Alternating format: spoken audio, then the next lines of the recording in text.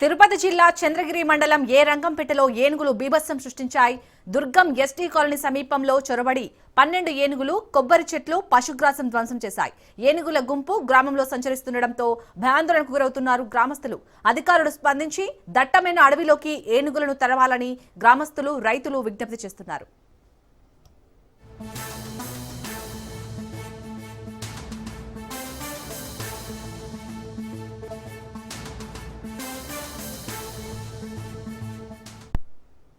తిరుపతి జిల్లా చంద్రగిరి మండలం ఏ రంగంపేటలో ఏనుగులు బీభత్సం సృష్టించాయి.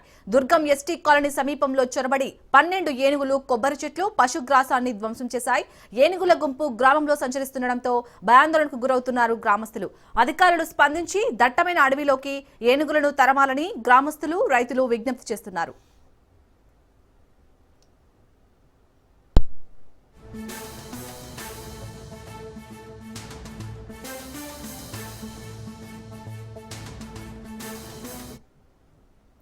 రైట్, ఇక తిరుపతిలో అయితే ఏనుగుల గుంపు అక్కడి గ్రామంలో అయితే సంచరిస్తున్నట్టుగా తెలుస్తుంది. దీనికి సంబంధించి పూర్తి డీటెయిల్స్ మా ప్రతినిధి నారాయణ అందిస్తారు. నారాయణ, దీనిపై అధికారులు ఏమైనా స్పందించారా?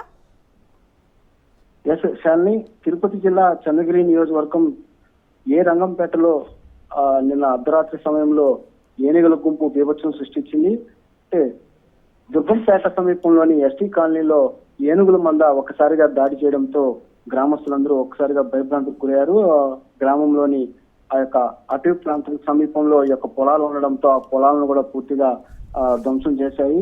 అక్కడున్న పంట పొలాలకి చుట్టూ వేసి ఉన్న రాతి కుసాలను, అదేవిధంగా కొబ్బరి చెట్లను, అలాగే ఆ పశువులకు ఉంచిన ఈ యొక్క పశుగ్రాసాన్ని పూర్తిగా ధ్వంసం చేశాయి. అదేవిధంగా అయితే రాత్రి వేళల్లో ఈ యొక్క ఏనుగులు దాడి చేయడం వల్ల గ్రామస్తులంతా భయభ్రాంతులకు లోనవుతున్నారు. అంటే ఒంటరిగా గ్రామస్తులు గాని, అక్కడ కాపలాదారులు గాని పంట పొలాల్లో ఉండద్దని చెప్పి కూడా అధికారులు చెప్పడం జరిగింది. దీనిపైన సమాచారం అందుకున్న అధికారులు కూడా అటవీ శాఖ అధికారులు సంఘటనా స్థలానికి చేరుకొని ఆ యొక్క ఏదైతే పంట నష్టాన్ని అంతా పూర్తి అంచనా వేస్తున్నారో, అదేవిధంగా ఈ యొక్క ఏనుగులు తరచూ దాడులు చేస్తున్న నేపథ్యంలో ప్రజలందరూ కూడా గ్రామస్తులు అప్రమత్తంగా ఉండాలని కూడా చెప్పడం జరిగింది. పూర్తిగా ఏదైతే ఈ యొక్క శేషాచల అటవీ ప్రాంతానికి సమీపంలో ఉన్న ఈ ప్రాంతాలపైన తరచూ ఏనుగులు దాడులు చేస్తున్నాను యొక్క రైతులను కంటి మీద కునుకు లేకుండా చేస్తున్నాయి. చేతికొచ్చిన పంట కూడా ధ్వంసం కావడంతో రైతులు కన్నీరు మున్నీరవుతున్నారు.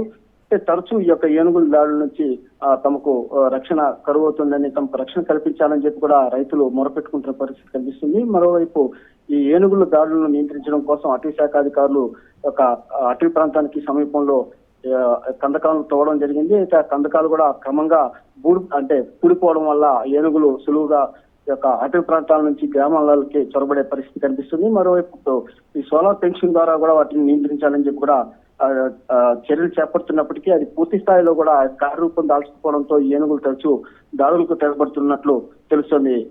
Shalini. Right, thank you Narayana.